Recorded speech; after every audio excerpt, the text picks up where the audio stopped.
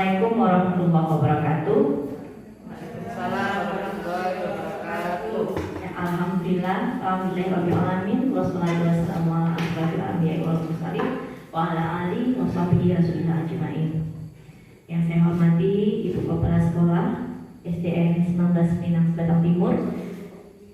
Saya banggakan Bapak Ibu Majelis Guru SDN Minang Batang Timur yang alhamdulillah telah bersedia untuk hadir duduk bersama. Kita akan membicarakan tentang penyebaran pemahaman kepada rekan guru SDN 19 Minang Batang Timur dalam kegiatan salah satu untuk memenuhi tugas saya untuk penyebaran budaya positif di sekolah. Bu, ini kegiatan diseminasi budaya positif di SDN 19 Minang Batang Timur.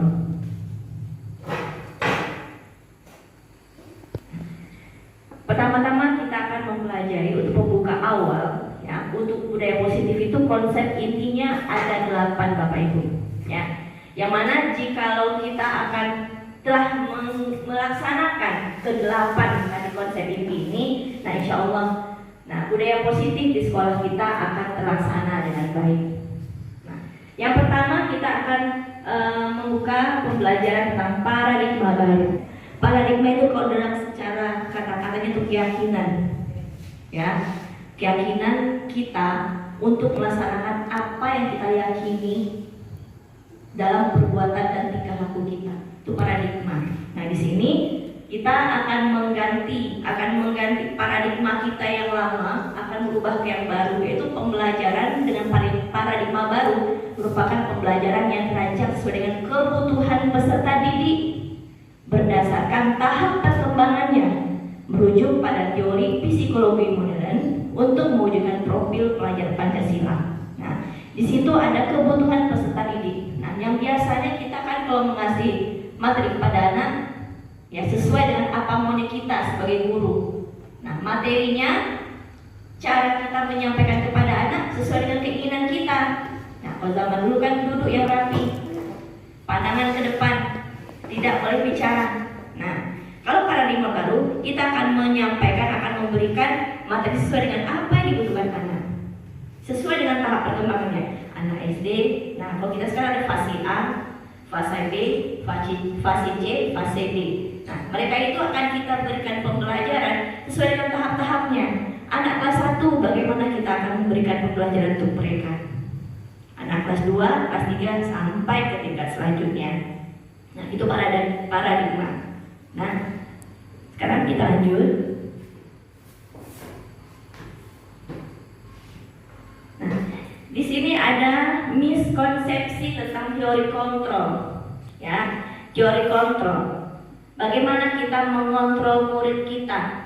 Ya, ini lanjut dari paradigma tadi. Ya, yang pertama itu ilusi guru mengontrol murid. Tidak dapat ilusi guru mengontrol murid. Kita ini guru tidak akan dapat memaksa murid melakukan sesuatu jika murid itu memilih untuk tidak melakukan. Nah, ibaratnya seperti ini Bapak Ibu. Nah, sekarang kita cobakan.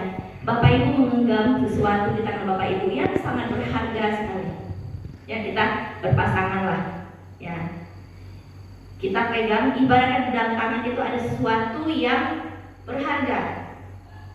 Nah, sekarang coba kita Ibu Bapak berpasangan, coba Bu Ririn sama Bu Sri, Bu Kepala Sekolah sama Bu Tompul ataupun Bu Yanti sama Pak Sukri. Nah, kita berdua Bu Kiki, kita anggap ya yang A dan yang B, siapa yang sebagai yang A? Saya sama Bu Sri. Ya coba Bu Ririn, ya. Kita genggam sesuatu di tangan kita. Nah, sekarang yang A yang memegang, siapa yang A? Ya, Bu Tompul sama itu lah. Oke, kita pesannya. Nah, oke, apa saja dibayangkan aja sesuatu itu. Apa yang ada dibayang di tangan kita itu? Ya. Ayo. Oke. Nah, Bu Yanti memegang sesuatu di tangannya, Bu Ririn, Bu Tompul. Nah, sekarang coba Bu Sri, ya, Pak Uki menggenggam, Pak Uki. Udah, yang siapa yang punya sesuatu? Yang Bu Tompul. Sekarang coba Bu Sri, Bu Kepala Sekolah sama Pak Uki, usahakan bagaimana Bu Yanti itu bisa mengeluarkan sesuatu di tangannya. Ya, entah dengan pujukan, entah dengan paksaan, bagaimanapun caranya, entah dengan rayuan, entah dengan senyuman, sesuatu berharga di tangan dia. Nah, ayo silakan Bu Sri, minta sama Bu Rin, minta dia. Nah, ayo. Genggam, ini tuh berharga loh untuk Bapak Ibu, berharga. Ya, silakan. Boleh dengan rayuan, boleh dengan paksaan, ayo silakan.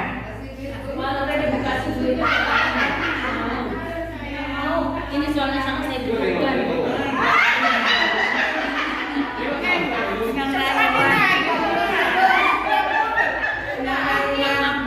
Tidak bisa.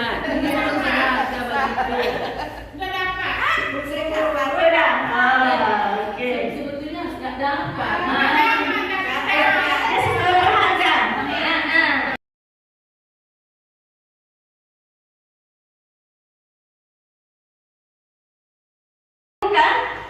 Bisa verifikasi atau tidak? Nah, oke. Nah, kira-kira apa yang ada di pikiran kita, Bu? Ya, Bu Tompul nggak bisa dipaksa sama Bu Kepsek. Ya, Bu Ririn dengan senangnya membuka. Ya, dengan senangnya dia membuka untuk Bu Sri. Bu Yanti sama Pak Uki juga bisa membuka. Nah, kira-kira bagaimana ini?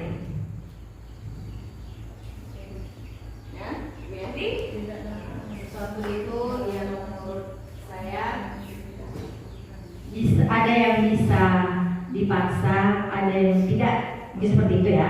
Jadi sesuai dengan pemikiran, mungkin jiwa anak yang bisa anak didik kita, yang mungkin bisa dia ditekan, dipaksa untuk menerima pelajaran yang kita berikan. Ada juga anak yang tidak bisa dengan cara dipaksa atau ditekan kita, cara belajar kita atau metode pembelajaran kita. Mungkin seperti itu tanggapan saya. Saya Bu. Yo, Bu Tompul silakan. Kalau menurut saya Bu, setelah kita tadi melakukan permainan, berarti sesuatu itu tidak bisa kita paksa. Kemauan kita itu atau keinginan kita itu tidak bisa kita paksakan kepada anak kita. Itu kalau menurut saya. Sekalipun menurut kita itu sudah baik, tapi belum tentu baik menurut anak kita atau orang lain. Seperti itu Bu, terima kasih. Jadi kalau menurut saya Bu, ini tentang kesepakatan antara kita dengan anak murid. Mungkin kita membuat kesepakatan ini tidak boleh dilihat, ini tidak boleh dibuka. Jadi anak itu memegang teguh, nggak bisa dilihat. Jadi manapun rayuan kita nggak akan bisa. Itu menurut saya Bu. Bagus sekali ya Bapak Ibu sama yang Bapak Ibu sampaikan itu benar sekali. Ya, betul. Tapi begitulah kita dengan murid-murid kita. Nah, berarti di situ yang memegang kontrol siapa? Yang memegang kontrolnya siapa? Guru, anak guru. Guru apa anak yang memegang kontrol? Guru. Gimana lain? Nah, disitulah letaknya teori kontrol tadi. Kita akan mengubah paradigma kita. Di situ yang memegang kontrol adalah anak. Dia memegang kontrol. Mau dia buka, mau tidak dia buka, dia memegang kontrol. Nah, nampaknya kita memaksa anak, nampaknya kita berhasil mengontrol anak. Padahal sebetulnya tidak, anak itu yang mengizinkan dirinya untuk bisa dikontrol gurunya. Coba Bu ya. Dia yang mengizinkan, dia memegang kontrol, dia mengizinkan, dia yang membuka. Nah, berarti kalau yang kita paksa dia buka, berarti itulah tadi dia mengizinkan dirinya untuk dipaksa. Ya, nah nanti kita akan belajar selanjutnya. Tadi ada motivasi juga nanti di situ. Nah, apa motivasi anak ini nanti? Kenapa dia buka? Tadi dengan paksaan, ada dengan rayuan gitu. Berarti di sini teori kontrol adalah yang memegang kontrol adalah murid. Ya, jalannya sebetulnya semua perilaku memiliki tujuan, bahkan terhadap perilaku yang tidak disukai tadi. Nah, kira-kira kalau dipaksa disukai nggak sama anak-anak Bapak Ibu? Kan tidak. Nah, anak tadi membuka tujuan tujuannya ada. Entah dia paksa itu untuk menghilangkan rasa cemas dia, ya. Entah dia membuka tadi itu kan dipasang tadi itu karena untuk mengamankan dirinya biar tidak dimarah. Nah, maka tadi itu semua perilaku memiliki tujuan, bahkan terhadap perilaku yang tidak disukainya. Dia nggak suka kita marah-marah, tapi kita dibuka. Nah, itu dia tadi tujuannya. Nanti kita akan lanjut di motivasi, ya Bapak Ibu ya. Nah, sekarang berikutnya ilusi bahwa semua penguatan positif, efektif dan bermanfaat. Nah, penguatan positif itu berupa bujukan. Ya, di situ penguatan positif atau bujukan adalah bentuk kontrol dan jangka waktu tertentu. Murid tidak akan sadar, pada waktu tertentu murid akan sadar dan menolak bujukan, atau bisa jadi murid menjadi tergantung pada pendapat sang guru. Nah, kita selalu bujuk anak. Ternyata bujukan ini tidak selalu benar, tidak selalu tepat kita lakukan. Terkadang anak-anak dengan bujukan mau dia. Di saat dia sudah sadar dengan bujukan tadi tidak bermanfaat bagi dirinya, dia nggak mau lagi katanya. Ya, atau dengan bujukan tadi dia jadi tergantung. Nah, misalnya kita selalu membujuk dia, tidak kita bujuk dia nggak mau lagi melakukan. Tergantung dia dengan bujukan kita tadi. Nah, itu ilusi miskonsepsi tentang teori kontrol. Kemudian teori kontrol berikutnya, ilusi bahwa kritik yang membuat rasa bersalah mampu menguatkan karakter. Nah, di sini menuju ke identitas gagal, ya. Di situ ada membuat rasa bersalah, misalnya apa contohnya yang membuat rasa bersalah, nak? Aduh, ibu udah capek loh, nak. Ya, kamu nggak bisa juga, udah capek loh. Ya. Dengan dia merasa bersalah, kita buat dia merasa bersalah akan keadaan kita. Nah, itu dia merasa dirinya gagal. Ya, berarti di situ akan membuat kegagalan bagi murid dia tidak termotivasi untuk dirinya sendiri. Ya, dia melakukan sesuatu itu karena dia merasa bersalah. Nah, itu miskonsepsi yang ketiga. Dan yang keempat, ilusi bahwa orang dewasa berhak untuk memaksa. Nah, di sini perilaku memaksa tidak akan efektif untuk jangka panjang. Perilaku ini akan membentuk hubungan permusuhan. Ya, kita paksa anak nggak mau. Nah, akhirnya apa? Aku nggak suka belajar sama ibu itu, ya kan? Aku kalau belajar sama ibu itu nggak masuk kota aku. Kenapa? Karena udah nggak merasa senang lagi. Nah, itu dia konsepsi tentang teori kontrol. Nah, berikutnya ada stimulus respon. Ya, di sini ada stimulus respon, mengubah paradigma stimulus respon ke pendekatan teori kontrol tadi. Nah, di sini ada stimulus responnya, realitas kebutuhan kita sama. Kalau teori kontrol mengatakan realitas kebutuhan kita itu berbeda. Nah, misalnya untuk pelajaran murid, kita kasihkan materi yang sama, caranya yang sama. Nah, padahal murid kita tuh berbeda-beda kebutuhannya. Ya, yang si A mungkin dia dengan cara visual, yang si B dengan cara audio, yang si C dengan audio visual. Nah, kita harus memberikan materi pembelajaran dengan cara ceramah saja. Nah, kita menganggap apa? Realitas kita itu sama, semuanya murid itu bisa itu dengan cara ceramah. Nah, ternyata murid kita itu berbeda. Itu pada teori kontrol. Gak bisa kita paksakan dia harus seperti itu. Ya. Berikut yang kedua, seorang murid melihat hal itu sama. Kalau teori kontrol mengatakan setiap orang memiliki gambaran yang berbeda. Semua orang melihat hal itu sama. Nah, misalnya untuk papan tulis, setiap orang pasti memiliki pemikiran yang berbeda dengan papan tulis kita ini. Ya, kalau stimulus respon tadi mengatakan semuanya sama, papan tulisnya seperti itulah, sama pikiran kita semua. Kalau teori kontrol mengatakan setiap orang memulai gambaran yang berbeda terhadap papan tulis itu. Nah, begitu juga dengan anak murid kita tadi. Materi yang kita ajarkan kita kan sama, bisa mereka semuanya dengan cara yang sama. Sementara mereka itu berbeda-beda pemahaman dia, ya gambaran dia terhadap materi itu berbeda-beda. Berikutnya kita mencoba mengubah orang agar pandangan sama dengan kita. Kalau dari kontrolnya kita berusaha memahami pandangan orang lain. Kita berusaha memahami pandangan orang lain tentang dunia. Nah, kita pahami, kita harus memahami anak itu dia memiliki pandangan yang berbeda terhadap dunia dia. Kita pahami itu.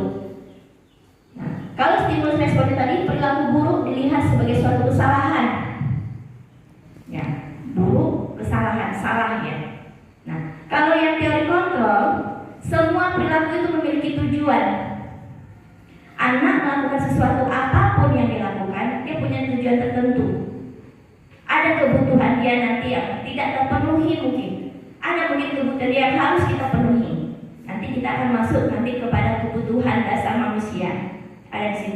apa kebutuhan yang harus kita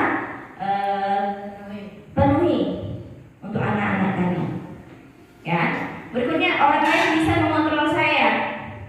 Nah, itu stimulus respon. Orang lain bisa loh mengontrol saya. Kalau teori kontrol, hanya Anda yang bisa mengontrol diri Anda. Seperti contoh kita tadi, hanya kita yang bisa mengontrol diri kita. Kenapa kita mau membuka tangan kita tadi? Kenapa kita harus menutup? Nah, tergantung bagaimana perilaku orang pada kita. Nah, berikutnya, saya mengontrol orang lain. Nah, misalnya saya itu guru mungkin kepada muridnya. Nah, kalau teori kontrol, Anda tidak bisa mengontrol orang lain. Nah, seperti contohnya, tampaknya kita mengontrol orang itu, padahal kita tidak bisa mengontrol orang lain. Orang itu sendirilah yang dapat mengontrol dirinya sendiri. Kita yang bisa mengontrol diri kita sendiri. Kemudian pemaksaan ada pada saat rujukan gagal. Nah, kalau teori kontrol mengatakan kolaborasi dan konsensus menciptakan pilihan-pilihan baru. Nah, paksaan itu biasanya akan membuat gagal, karena memaksakan itu akan membuat gagal. Nah, dengan adanya kolaborasi, kerjasama, ya, menciptakan hal-hal yang baru. Yang tadi kita paksakan itu harus itu yang dilaksanakan. Tapi dengan kolaborasi, maka nanti ada ide-ide baru, pemikiran-pemikiran baru yang dapat menghasilkan ide yang baru. Nah, berikutnya lagi, model berpikir menang atau kalah. Nah, kalau pada stimulus itu kalau nggak menang pasti kalah. Ya, kalau teori kontrol, model berpikir menang, semuanya menang. Ya, hal yang buruk pun kalau kita memberikan dia budaya positif, nanti akhirnya akan menang. Ya, menang. Di sini kita akan memperbaiki kesalahan, bukan mengejudge, bukan menghukum. Nah, jadi di situ stimulus gambarnya model berpikir menang kalah. Kalau teori kontrolnya adalah model berpikir menang. Nah, kita nanti akan berusaha untuk bergeser dari stimulus respon menjadi teori kontrol. Ya. Oke, berikutnya. Nah, disiplin positif. Nah, yang kedua, disiplin positif. Disiplin positif itu berasal dari kata disiplina, yang berarti belajar. Ya, kita tahu selama ini disiplin itu apa, Bapak Ibu? Disiplin. Ya. Contohnya disiplin itu apa? Sama dengan aturan kayaknya biasanya. Nah, sementara sebetulnya disiplin itu belajar. Dari makna katanya, disiplin yang dimaksud adalah disiplin dari yang memiliki diri. Disiplin yang dimaksud adalah disiplin diri yang memiliki tanggung jawab terhadap apa yang dilakukannya berdasar nilai-nilai apa yang dia yakini. Nah, berdasarkan apa-apa yang dia yakini, tanpa ada pasangan dari orang lain. Dia melakukan sesuatu itu berdasarkan apa yang dia yakini. Dia melakukan hal yang benar berdasarkan apa yang dia yakini. Nah, disiplin positif merupakan salah satu cara penerapan disiplin yang bertujuan untuk menumbuhkan kesadaran serta memperdayakan peserta didik tanpa imbalan, penghargaan atau reward, ancaman atau hukuman. Nah, jadi kita akan berhasil melakukan disiplin positif jika anak murid kita melakukan sesuatu yang baik itu berdasarkan keinginan dia sendiri, bukan karena takut dihukum, bukan karena dia senang mendapat reward dari kita, tapi memang diri mereka yang betul-betul melakukan sendiri. Nah, itu disiplin positif. Jadi sebagai pendidik, tujuan kita adalah menciptakan peserta didik yang mempunyai disiplin diri sehingga mereka berlaku mengacu kepada nilai-nilai kebajikan universal dan motivasi intrinsik. Nah, nanti motivasi intrinsik ada berikutnya nanti, ya. Begitu juga dengan kebajikan universal.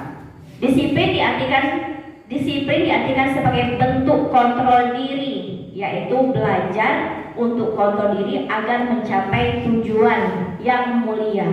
Nah, tujuan yang mulia itu yang mana? Tujuan mulia mengacu pada nilai-nilai atau prinsip yang dianut seseorang. Nilai-nilai tersebut dinamakan dengan nilai kebajikan universal. Nah, tujuan yang mulia itu yang mengacu kepada nilai atau prinsip yang ada pada diri seseorang itu. Nah, nilai itu apa? Nilai-nilai itu yang disebut dengan nilai-nilai kebajikan universal. Nah, ini dia nilai-nilai kebajikan universalnya. Nilai-nilai kebajikan. Sebenarnya nilai-nilai kebajikan itu banyak ya Bapak Ibu.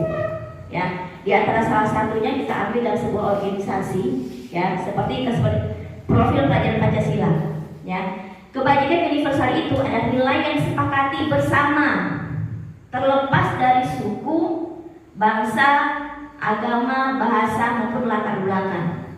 Jadi kebajikan universal itu bersama, sudah disepakati bersama. Nah, contoh nilai kebajikan universal di organisasi ini contohnya. Nih, profil pelajar Pancasila. Nah, kebajikan universal yang kita yakini itu apa? Beriman dan bertakwa kepada Tuhan Yang Maha Esa. Berakhlak mulia, mandiri, bernalar kritis, berkebinekaan global, bergotong royong, kreatif. IBO Primary Years Program atau PYP. Nah, kebajikan universalnya toleransi, rasa hormat, integritas, mandiri, menghargai, antusias, empati, keingintahuan, kreatif, kerjasama, percaya diri, dan komitmen. Dan di situ ada juga keterampilan hidup, di situ ada life skill. Nah, nilai-nilai kebajikannya dapat dipercaya, lurus hati, terdengar, pendengar yang aktif, tidak merendahkan orang lain, memberikan yang terbaik bagi diri sendiri. Itu contoh-contoh dari nilai-nilai kebajikan. Nah, nilai-nilai kebajikan ini akan ditanamkan pada siswa kita nanti.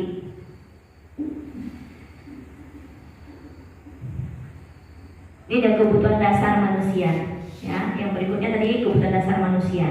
Kebutuhan dasar manusia adalah segala sesuatu yang kita lakukan untuk mendapatkan apa yang kita inginkan. Seluruh tindakan yang kita lakukan memiliki tujuan tertentu, dan semua usaha terbaik yang kita lakukan adalah dalam rangka agar kebutuhan dasar kita terpenuhi dengan baik. Nah, apa saja yang kebutuhan dasar manusia itu? Ya, ada 5. Ya. Kebutuhan dasar yang pertama yaitu bertahan hidup. Nah, kalau bertahan hidup itu berarti dia berhubungan dengan makanan, kesehatan, rumah, pakaian, keamanan. Kemudian kasih sayang dan rasa diterima. Itu kebutuhan kita sebagai manusia. Nah, untuk kasih sayang dan rasa diterima apa saja?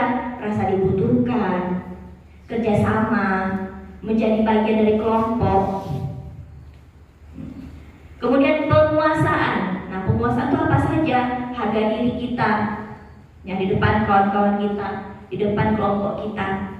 Nah, kemudian apa lagi? Bisa membuat pencapaian yang diakui, dapat pencapaian prestasi, diakui kehebatannya. Nah, itu penguasaan, dihormati dia. Nah, berprestasi dia, berarti itu kebutuhan adalah dalam bentuk penguasaan. Kemudian kebebasan. Nah, kebebasan itu apa saja? Mandiri. Nah, memiliki pilihan, suka mencoba hal-hal baru yang menarik. Itu dia kebebasan. Dan berikutnya itu ada kesenangan. Nah, mencari kesenangan, bermain, tertawa, happy, melakukan apa yang dia mau. Nah, berarti itu kesenangan. Nah, berarti nanti kita akan lihat Bapak Ibu kepada anak-anak kita. Nah, jika mereka bertingkah laku seperti apa, nah berarti bagian mana nanti yang perlu kita penuhi kebutuhannya. Nah, seperti kan kita di kantor sering bicara ya, anakku beginilah, muridku begini. Nah, berarti kita sebagai guru apa yang kurang bagi mereka? Mungkin dia berbuat seperti itu untuk mencari perhatian kita, untuk mencari penguatan dirinya dari kita dan teman-temannya. Nah, ya Bapak ya, sekarang kita lanjut. Misalnya, nih ada situasi, Dinda seorang murid kelas 3. Begitu tiba di rumah, sepulang sekolah dari sekolah, menangis dan mengadu pada ibunya bahwa dia benci sama gurunya. Menurut Anda, kebutuhan apa yang berusaha dipenuhi oleh Dinda jika di rumah ditanya ibunya dan dia jawab seperti ini? Ibu guru bilang, aku tidak boleh bersenang-senang sewaktu mengerjakan tugas. Katanya kelas harus tenang, tidak ada suara. Kan gak enak, gak seru jadinya. Nah, kira-kira kebutuhan apa yang dia butuhkan? Kesenangan. Berarti apa itu? Kebebasan, kesenangan, kasih sayang. Yang mana pilihannya? Dia ingin bebas. Identik kebebasan, kesenangan. Kan gak seru katanya.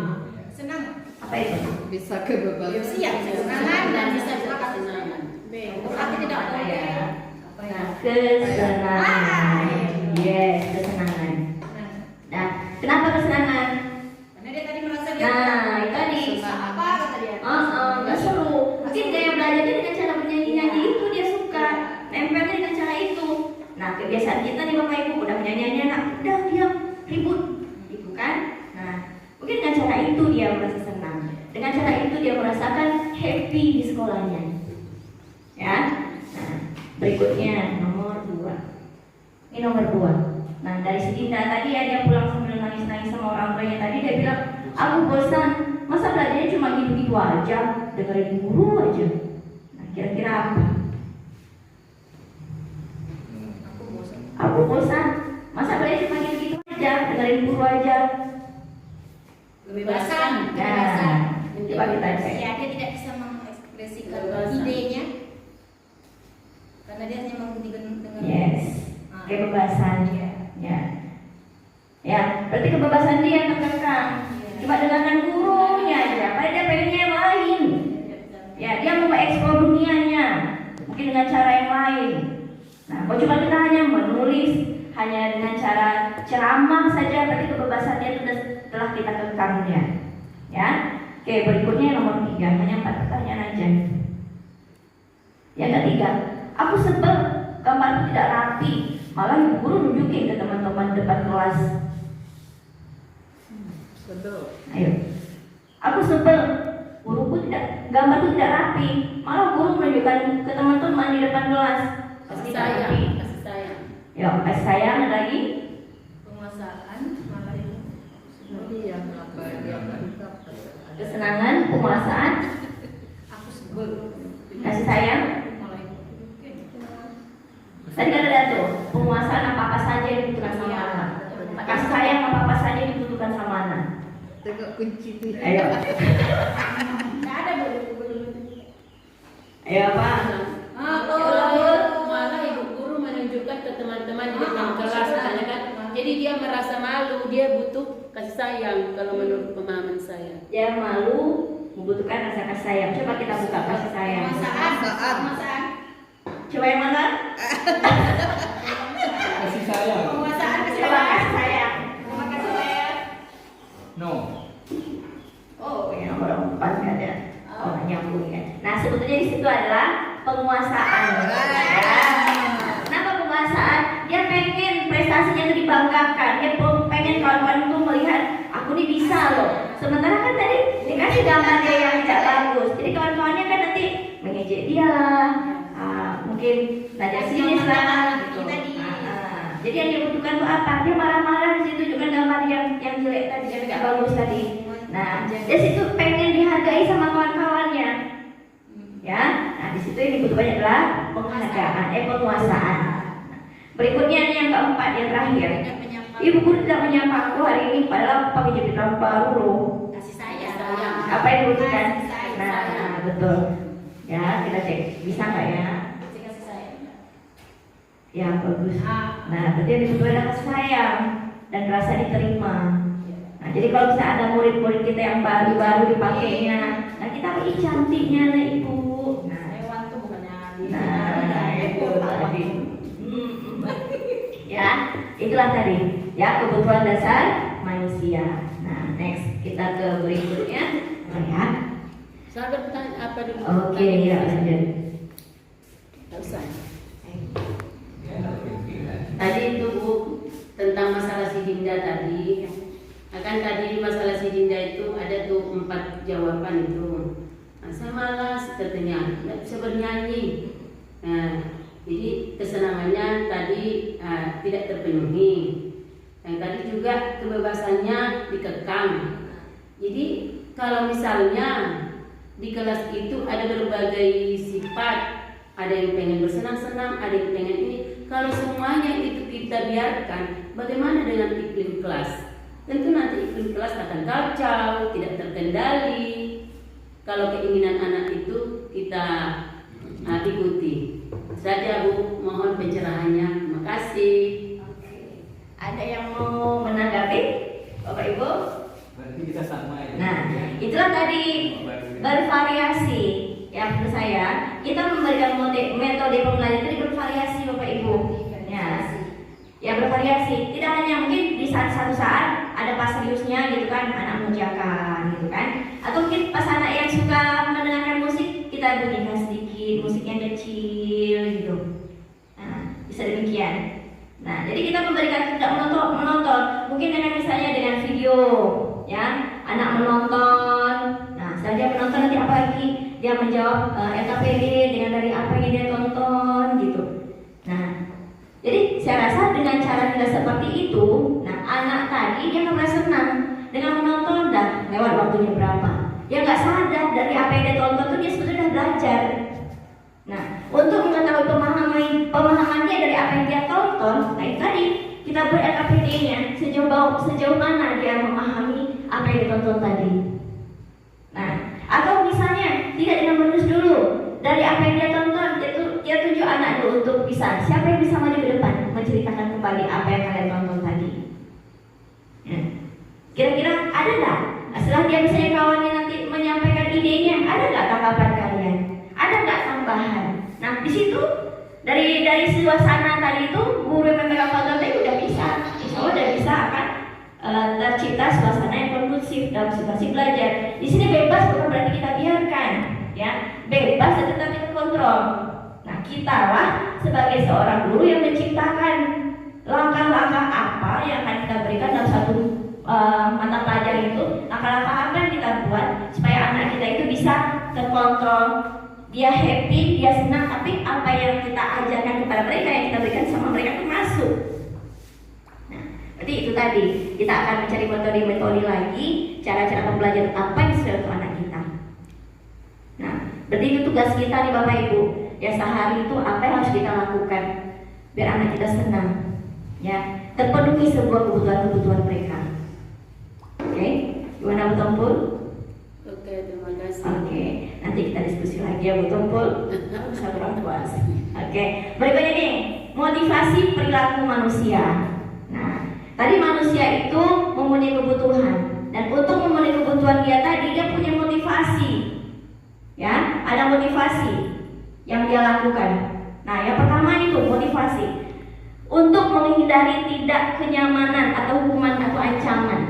Ya, orang itu melakukan sesuatu, yang pertama motivasinya apa? Untuk menghindari ancaman, menghindari ketidaknyamanan. Nah, kira-kira apa yang kita rasakan? Anak-anak itu melakukan sesuatu untuk menghindari ketidaknyamanannya. Dia lakukan ini, misalnya A dia lakukan.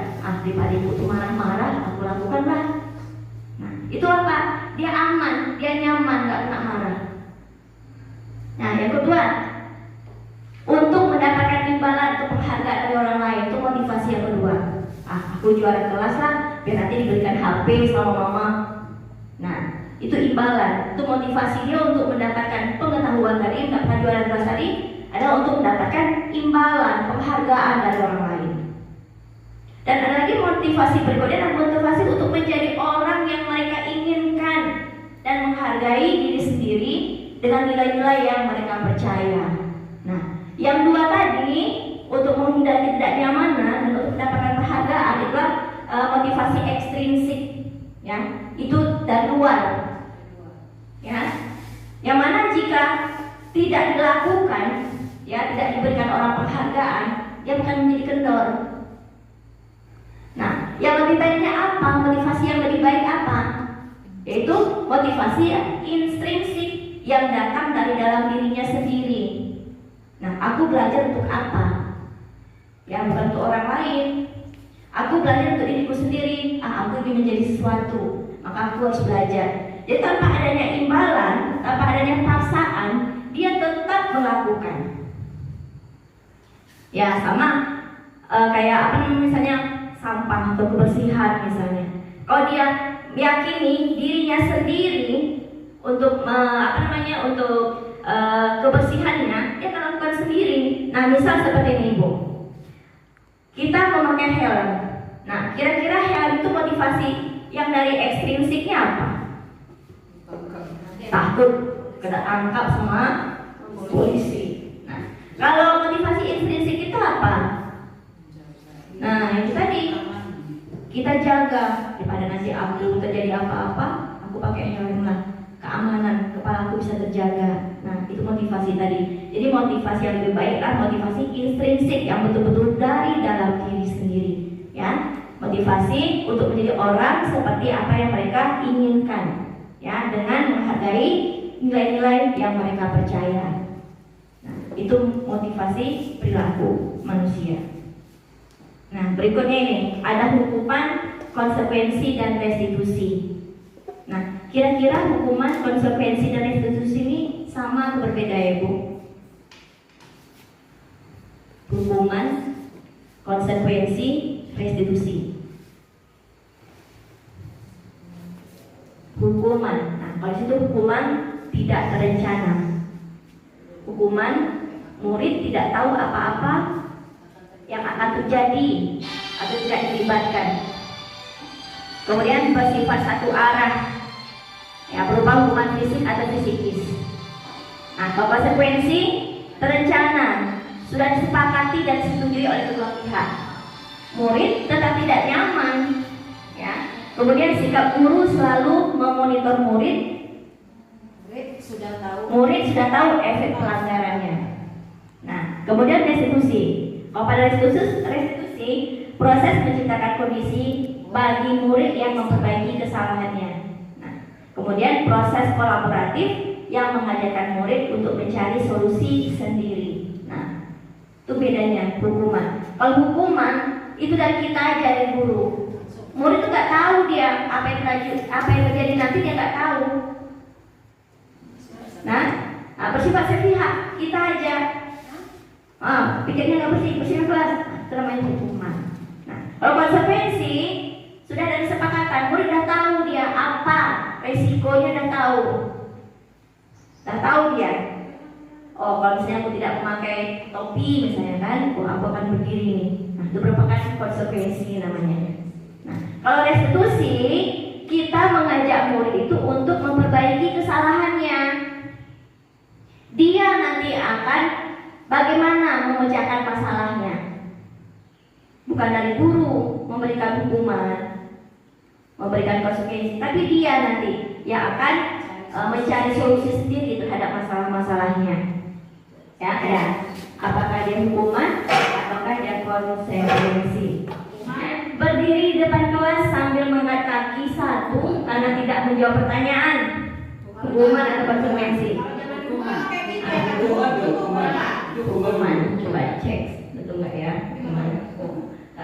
Nggak apa dia? Nggak boleh ya? Ya, jawabannya yes itu ya, hukuman. Nah, berikutnya, lari mengelilingi lapangan basket 2 kali karena terlambat hadir saat mengikuti pelajaran olahraga. Ayo, konsekuensi. Alasannya apa Bu Yanti? Konsekuensi. Konsekuensi kan yang jam olahraga. Iya, kegiatan olahraga juga dia melakukan. Nah, berarti ada konsekuensi. Oke, next. Sudah tahu dia. Nah, membersihkan coretan yang dibuatnya di meja tulis. Membersihkan coretan yang dibuatnya di meja tulis. Hukuman. Apa? Konsekuensi. Ya, bagus. Jawabannya konsekuensi. Ya. Dia udah tahu kalau dia kalau dia tumpah, dia yang bersihkan kan. Berikutnya next. Berjemur di lapangan basket jam 12 siang kan tidak mengerjakan tugas rumah. Nah, ini hukuman. Ya, ini hukuman. Nah, jadi kira-kira begitu. Hukuman itu berarti itu sepihak. Ya, tidak ada kesepakatan kita atau guru dan murid sebelumnya. Murid tiba-tiba merasakan hukumannya begini, itu hukuman. Nah, kalau konsekuensi, murid sudah tahu dia kira-kira apa yang akan terjadi setelah itu. Karena sudah ada kesepakatan terlebih dahulu. Ya, nah yang sebaiknya kita lakukan apa? Nah, sebaiknya kita akan melakukan restitusi. Ya, restitusi tadi, nanti tanya dulu kepada anak tuh, ya kenapa dia terlambat. Nah, kira-kira apa solusi dari masalah dia tadi apa? Agar tidak lagi terjadi di masa yang akan datang. Nah itu dia restitusi. Itu bedanya antara hukuman, konsekuensi dan restitusi. Nah berikutnya ini 5 posisi kontrol guru, ya. 5 posisi kontrol guru, ada sebagai penghukum, ada sebagai pembuat rasa bersalah, ada sebagai teman, ada sebagai pemantau, dan ada sebagai manajer. Nah, kira-kira kita nih yang mana nih? Penghukum, pembuat rasa bersalah, teman, pemantau, atau manajer? Kenapa? Yuk, kita tengok dulu.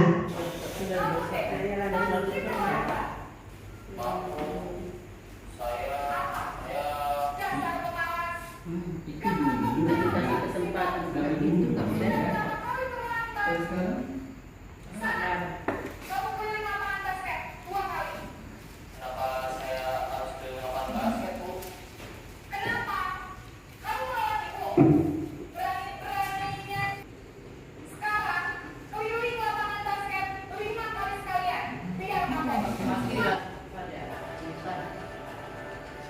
Sekarang posisi pembuat rasa bersalah. Kan suka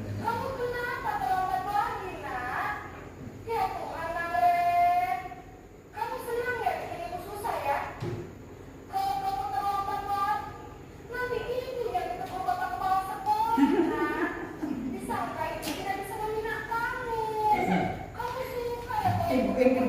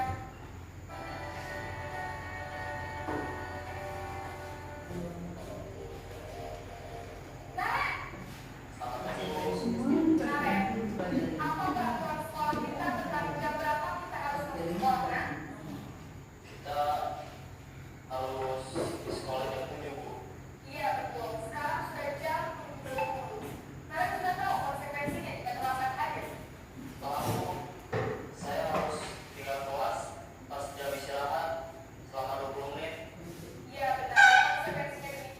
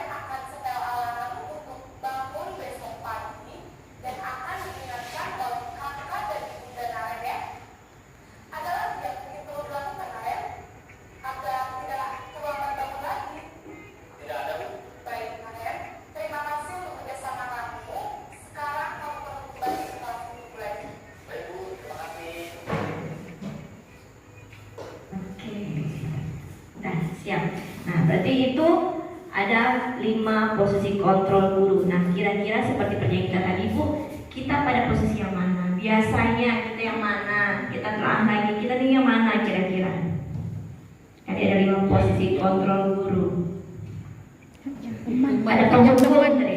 Yang pertama dia penghukum, langsung dibentak. Naret, ya, ketambat lagi. Nah, itu sebagai penghukum. Kemudian lagi pembuat rasa bersalah. Nah, di situ guru menyatakan demi ibu. Kalau tidak nanti bisa jantungan. Nah, membuat anak tuh merasa bersalah dia. Sebagai teman, nah, ajak anak berteman. Ya, oke, teman tadi ya. Ya. Kemudian pemantau. Nah, kalau pemantau diingatkan lagi peraturan kita apa, bagaimana.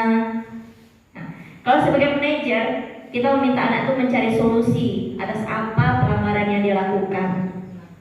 Nah, itu manajer. Nah, kira-kira biasa kita yang mana ini? Nah, diusahakan sebaiknya kita yang mana? Kalau mungkin kemarin kita sebagai penghukum langsung mencas anak tanpa dia tanya dulu. Nah, atau sebagai teman. Posisi teman lah. Manajer. Nah, yang lebih bagusnya adalah sebagai posisi manajer. Nah, minimal kita berada di posisi pemantau dan di posisi manajer. Nah, kalau posisi teman, biasanya kalau ada guru tertentu itu aja, yang dia senang itu aja, yang diajak berteman itu aja, bersama guru lain nanti dia nggak akan patuh. Itu kelemahannya kalau sebagai posisi teman. Dia akan mencari guru yang dia akan teman tadi. Nah, misalnya waktu piket dicarinya, oh misalnya Pak Sawir piket ya aman lah. Nah gitu. Di saat guru yang lain, nah dia tidak akan tertib seperti itu. Ya dia mencari celah, yaitu sebagai posisi teman. Nah jadi sebaiknya kita berada pada posisi pemantau dan posisi manajer. Nah kita usahakan anak itu dia bisa memberikan solusi ya dari kesalahan dia. Nah dan diharapkan dia tidak akan mengulanginya lagi. Itu yang kita lakukan. Nah, nih, saya kecewa sekali dengan kamu. Nah, kira-kira posisi kontrol apa aku? Posisi kontrol tadi. Kira-kira di posisi kontrol apa itu? Berarti di posisi kontrol pembuat rasa bersalah. Nah, kemudian apa rencanamu untuk menyelesaikan masalah ini? Berarti kita sebagai posisi kontrol apa? Ya, sebagai posisi manajer. Nah, apa rencanamu? Ya, kita meminta rencananya, solusi darinya. Ayolah, lakukan demi ibu. Berarti posisi apa kontrolnya tadi? Posisi kontrol apa? Nah, membuat rasa bersalah. Nah, ini lagi sekarang. Ini keyakinan kelas. Nah, yang terakhir keyakinan kelas. Nah, di situ ada pertanyaan, mengapa keyakinan kelas bukan peraturan kelas? Nah, coba tombol. Kalau peraturan kelas guru yang membuat, kalau keyakinan kelas antara murid yang kita tanya. Terus hebat tombol. Ya, kalau peraturan kelas berarti itu dari guru, sepihak saja dia. Nah, aturan-aturan itu. Nah, kalau keyakinan kelas berarti guru dan murid sama-sama membuat keyakinan yang akan dilaksanakan dalam proses pembelajaran. Ya, terlibat. Nah, contohnya yang tadi, kalau peraturan yang pakai helm tadi. Nah, itu peraturan. Kalau kita takut dapat sanksi, ya, nah, itu berarti karena ada aturan. Nah, kalau kita memakai helm karena keyakinan diri kita sendiri untuk keselamatan kita, nah itu adalah keyakinan yang kita lakukan. Jadi kita memakai helm itu karena keyakinan diri kita sendiri. Nah, pembentukan keyakinan kelas. Nah, ini nanti akan kita buat bersama-sama sama murid kita di kelas ya Bapak Ibu. Nah, di situ kalau pembentukan keyakinan kelas itu ada bersifat abstrak, ya, berupa pernyataan universal. Nah, tadi pernyataan universal membuat dalam pernyataan positif. Nah, sedikit saja agar mudah diingat sama murid. Kemudian sesuai dengan kondisi kelas dan sekolah sehingga mudah diterapkan. Kemudian sekolah atau warga sekolah dilibatkan dalam membuat keyakinan kelas. Berarti keyakinan kelas kita itu antara murid dengan guru. Ya. Ini dia sekarang segitiga restitusi. Nah, segitiga restitusi itu proses dialog yang dijalankan oleh guru agar dapat menghasilkan murid yang mandiri dan bertanggung jawab. Nah, langkah-langkahnya apa dalam segitiga restitusi? Nah, jadi jika anak melakukan kesalahan atau pelanggaran, yang pertama kita menstabilkan dulu identitas. Kemudian kita validasi tindakan yang salah dan menanyakan keyakinan dari murid tersebut. Nah, menstabilkan identitas. Nah, di menstabilkan identitas, prinsipnya membuat kesalahan adalah bagian dari proses pembelajaran. Jadi kita tidak langsung mencat anak itu salah. Nah, dari kesalahannya itu kita ambil apa pelajaran yang bisa diambil. Nah, di situ membuat kesalahan adalah bagian dari proses pembelajaran. Nah, apa kira-kira kata-kata yang bisa kita gunakan di saat ada melakukan itu? Nah, berbuat salah itu wajar. Tidak ada manusia yang sempurna. Ibu bapak juga pernah melakukan hal seperti itu. Kamu berhak merasa begitu.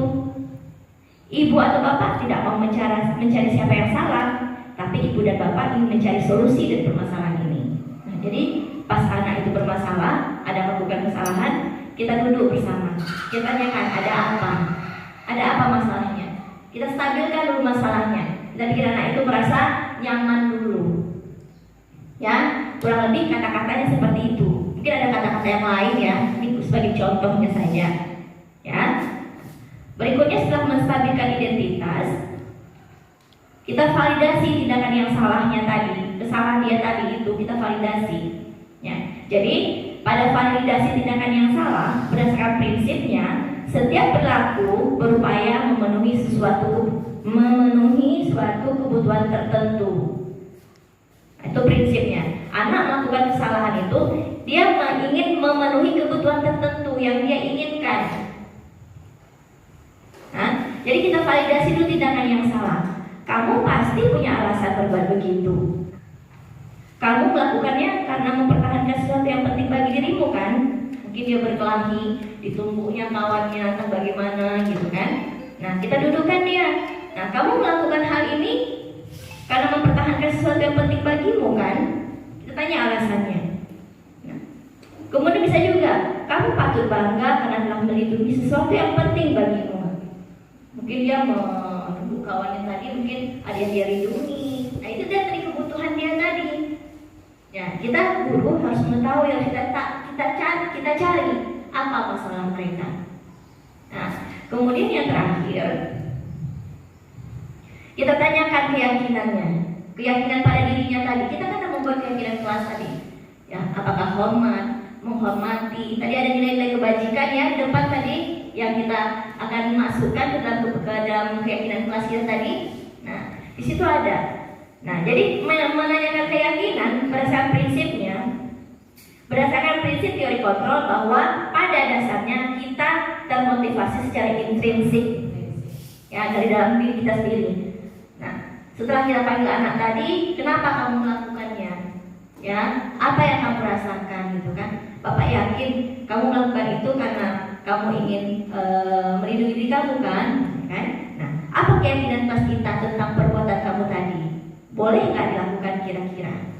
Nah, atau nilai-nilai apa yang disepakati bersama? Setelah kamu melakukan hal yang tadi, nah nilai-nilai apa yang telah kita sepakati bersama? Atau seperti apa gambaran sebuah kelas ideal buat kamu? Atau kamu ingin jadi orang seperti apa? Nah, itu pada segitiga restitusi. Nah, jadi kita seketika anak melakukan kesalahan, kita akan memperbaiki kesalahan mereka. Ya, kita akan minta bagaimana dia akan memperbaiki kesalahannya. Itu pada segitiga restitusi. Sebagai penutup, sebagai kesimpulan, guru diharapkan dapat menerapkan disiplin positif dalam menjalankan peran sebagai emong atau manajer yang menuntut murid-murid menjadi insan yang mandiri, merdeka dan bertanggung jawab. Ya, Bapak Ibu, demikianlah hasil penyampaian penerapan disiplin positif dari saya. Alhamdulillah. mudah-mudahan apa yang kita dapat hari ini ya bisa kita praktekkan ya. Demikian dari saya. Wabillahi taufiq wal hidayah. Jika ada kesalahan saya minta maaf. Assalamualaikum warahmatullahi wabarakatuh. Waalaikumsalam.